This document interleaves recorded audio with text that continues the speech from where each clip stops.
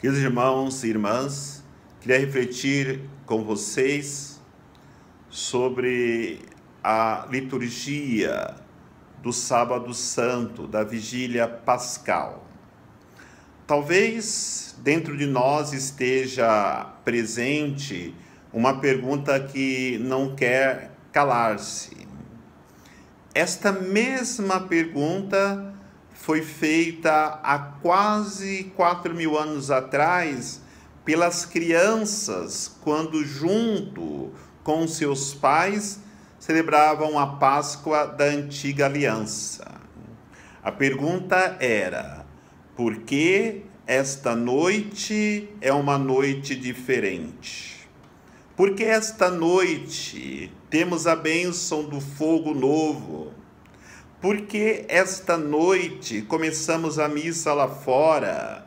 Por que nessa noite começamos a missa com as luzes apagadas? Por que nesta noite ouvimos o entoar do pregão pascal, o anúncio da Páscoa? Por que nessa noite são tantas as leituras? Por que nessa noite são tantos os cânticos?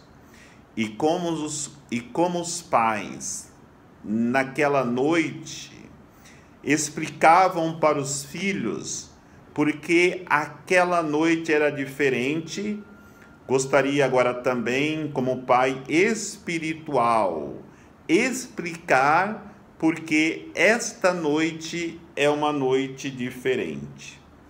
Primeiro, como vimos e ouvimos na primeira leitura, Deus é o Criador de tudo. Por isso, nesta noite queremos agradecer a Deus, não só porque criou tudo, mas também porque quis que nós fôssemos criados à sua imagem e semelhança. E para que nós também dominássemos sobre toda a sua criação, Deus nos abençoou, filhos, e disse: sejam fecundos. E Deus viu, filhos, que tudo o que tinha feito era muito bom. E os pais explicavam: filhos, Deus fez uma aliança com o nosso pai Abraão. Ele fez uma promessa que a sua descendência seria tão numerosa quanto as estrelas do céu e a areia da praia.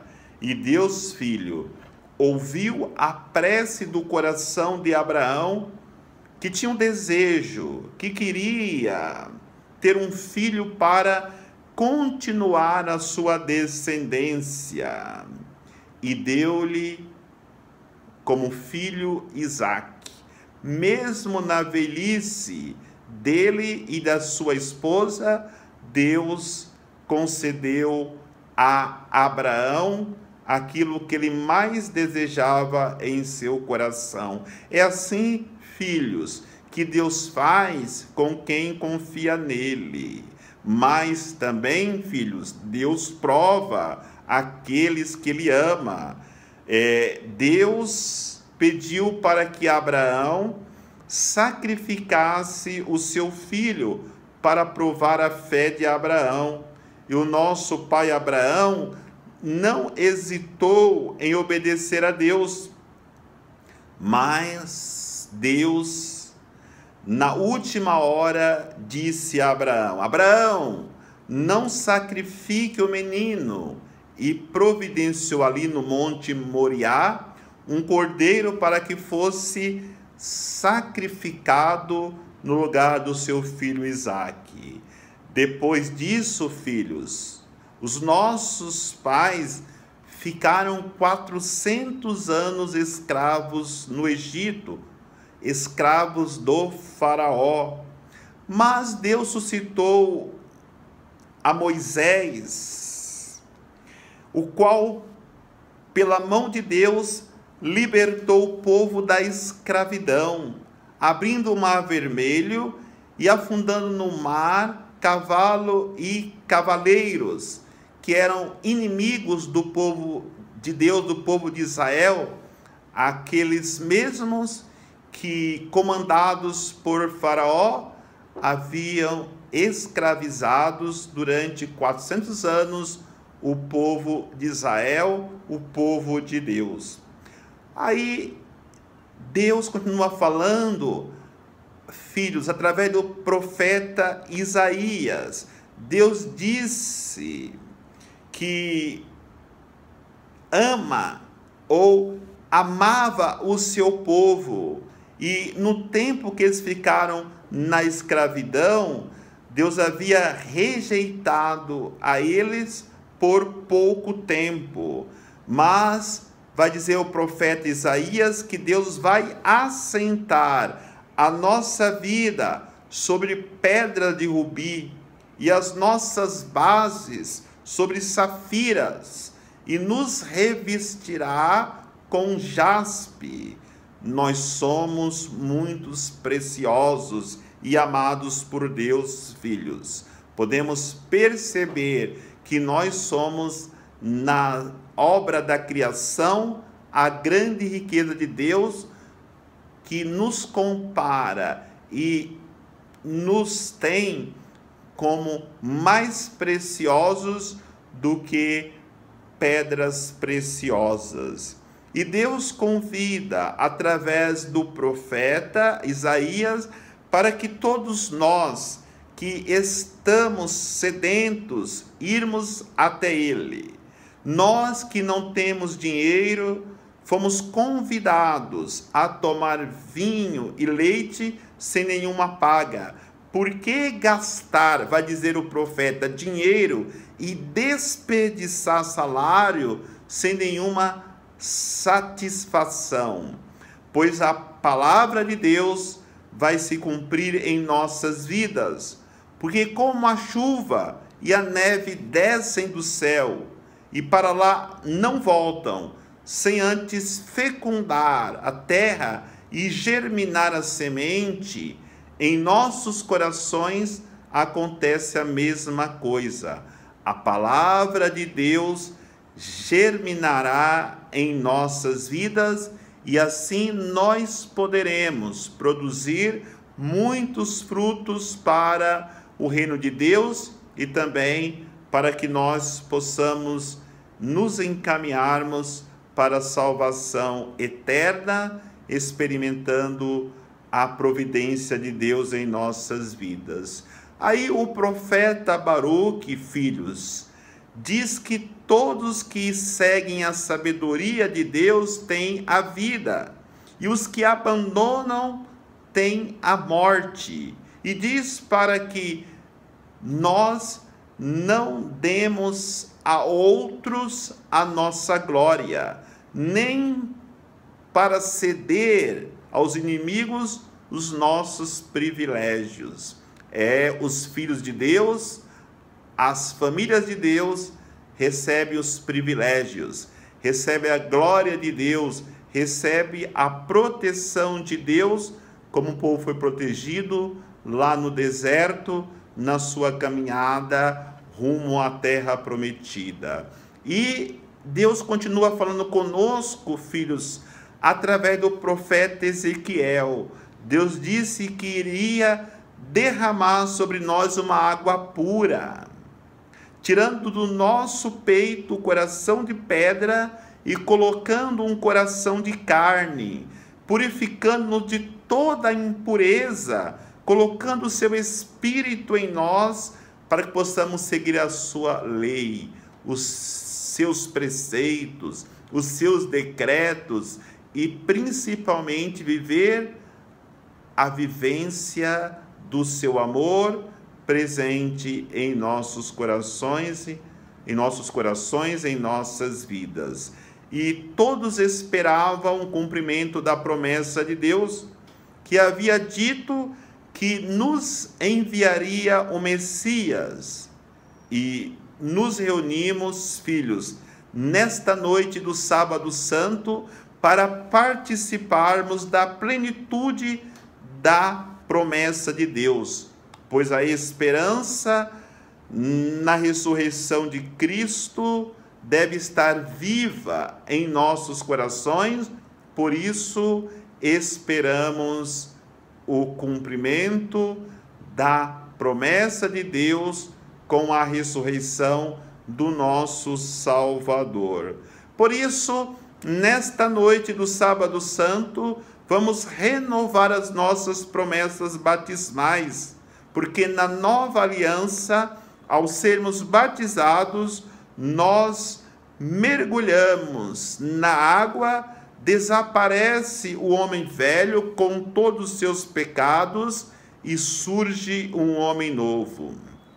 Por isso, a fonte batismal é considerada o seio maternal da comunidade, da igreja, do qual saem regenerados filhos de Deus. Por isso que São Paulo, na carta aos Romanos, diz que todos nós fomos sepultados em Cristo na morte, para que possamos caminhar para uma vida nova. O caminho da morte para a vida foi primeiro percorrido por Cristo, que destruiu o pecado e a morte. Por isso, cada um de nós somos convidados para percorrer o mesmo caminho, morrer para o pecado e para a vida antiga e renascermos para uma vida nova. Com esta vida nova, nós renunciamos à fornicação, à impureza, à libertinagem, à idolatria, à superstição, a inimizades, as brigas, os ciúmes, ódio, ambição, discórdias, partidos, invejas, bebedeiras e outras coisas semelhantes, para vivermos as obras do Espírito, a caridade, a alegria, a paz, paciência, afabilidade, bondade, fidelidade, brandura, temperança, tudo isso que são frutos do Espírito Santo, que é colocado no coração daqueles que ressuscitam com Cristo. Houve um grande combate dos maus contra os justos. Os maus estão convencidos que calou a boca dos justos para sempre. Uma pedra enorme é colocada diante do sepulcro e um piquete de guardas vigia para que ninguém se aproxime. Tudo demonstra que houve a vitória da morte sobre a vida, da impiedade sobre a retidão, do ódio sobre o amor.